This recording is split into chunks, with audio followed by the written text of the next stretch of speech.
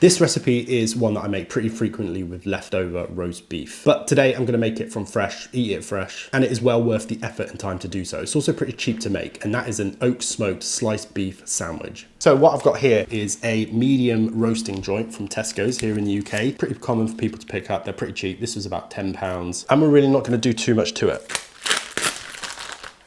This is actually a beef top rump, and it can be pretty tough. So we're gonna really keep an eye on the temperatures when it comes to cooking this. So we're gonna take the netting off, and then we're gonna remove this piece of fat. You might be thinking that's pretty crazy. This is gonna baste the meat, all that kind of stuff, but it's really not gonna do too much if we leave it on the roast. And we're gonna do something a bit more exciting with this. So we've got a nice piece of beef, and we're gonna hit that with a really nice amount of salt. Don't even really need to trim this up. So a nice amount of salt. We're gonna go on with a bit of black pepper, not too much, just kind of going with whatever sticks. I'm not using a binder. The thing I'm mostly interested in is making sure that this has got plenty of salt in it. Roll that around in the pepper, let it pick up as much as it wants to. Set this onto a rack, and this can just hang out on the kitchen side for a little while we get the Weber fired up. Of course, you could dry brine this for like 6 hours or overnight or whatever. This fat can go into this pan, and this whole cook isn't going to take that long once we get going. So I'm going to show you what I do with the beef fat now. And that is basically melt this down into beef dripping. We're going to add some garlic, some herbs to this a little bit later and use it as a spread. But for now, just put this on a nice low heat. Make sure it doesn't burn or anything like that. This kind of fat will melt really quickly. It might even be formed, I'm not too sure. Kind of looks like it is. So while that is slowly melting down, we'll get the Weber fired up.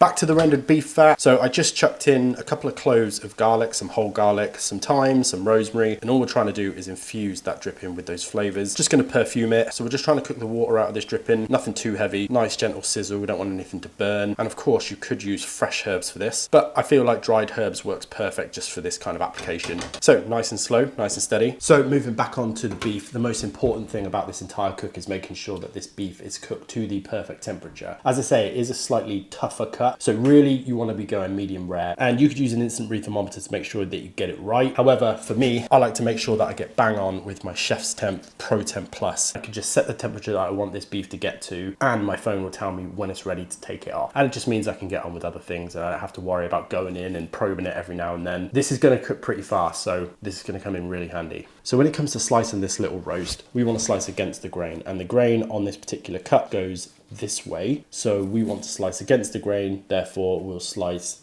this way. So how you insert your probe is going to have an effect on how your slices look. If I put my probe in this way, we're going to have a hole through pretty much every slice. So I want to put my probe in the same direction that I'm going to slice it, and it'll only affect a couple of slices in the very middle. So I'm going to find the center, work out how deep it needs to be, and then insert my probe about halfway up, get through that nice tough membrane there. And now I can be pretty certain that this is going to be cooked perfectly. So we're back out at the Weber. Most of these coals are lit up. Into our slow and sear, going on with a nice little bit of oak wood, and then going on with a nice piece of beef. Going to put our bigger side toward the wall of the Weber, as it tends to be hotter on this side. And before that wood catches, we're going to go on with our lid, vent about halfway open, and I'm going to aim to cook around 275 to 300 Fahrenheit until this comes up to an internal temperature of around 130. So after about 20 minutes or so of rendering and crisping up the pieces of meat and fat in there, almost confying that garlic and those herbs, the house smells incredible. So we're going to strain this off.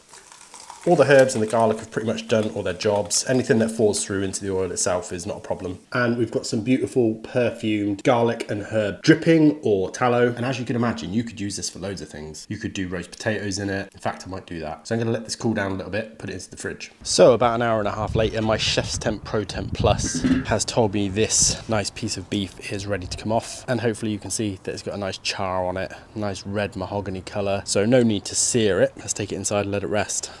So the top rump is off and it is resting, and while it is resting, we'll get this sandwich prepped up, ready to go. So we have a nice baguette, cut the ends off. I'll make use of these elsewhere.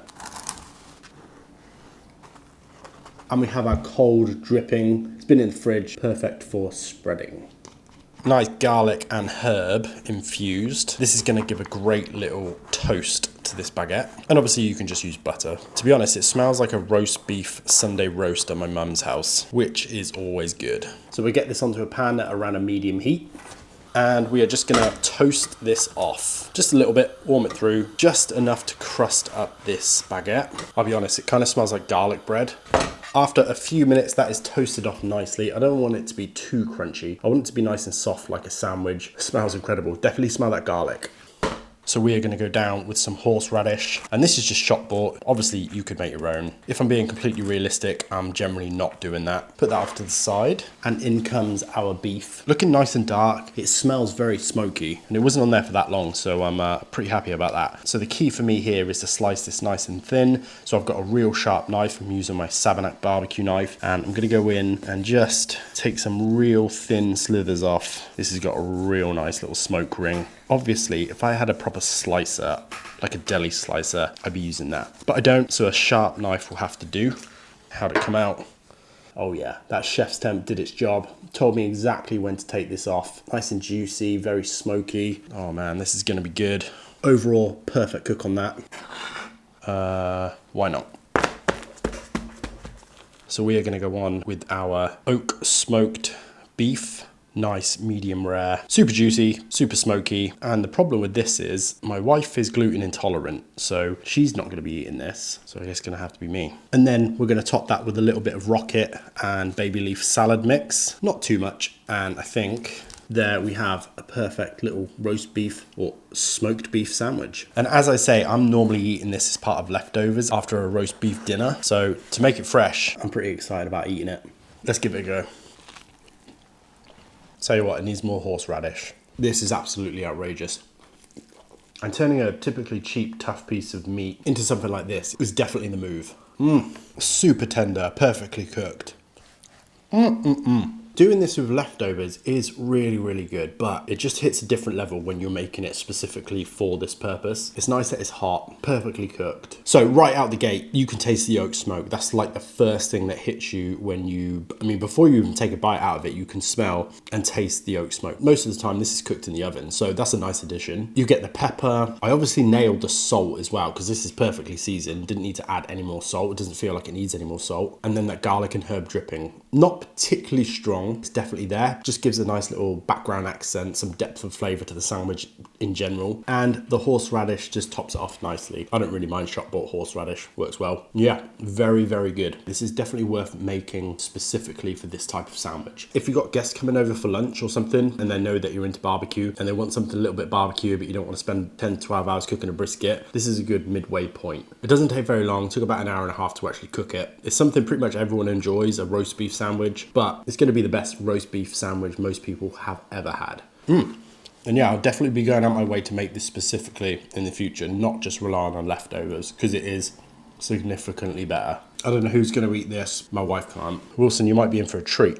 And I used like half of that top rump. And this sandwich would definitely feed 4 people easily. So £2.50 per portion. That's not too bad. I can't stop eating it, as always. So that's pretty much it. That's how I'd make an oak smoked beef sandwich from scratch. I hope you enjoyed this video. If you did, please like, comment, subscribe, do all those things. It really, really, really does help me out. Let me know if this video inspires you in any way at all. I really, really love to hear it when it does. Thanks very much for watching. I'll see you next week for another video.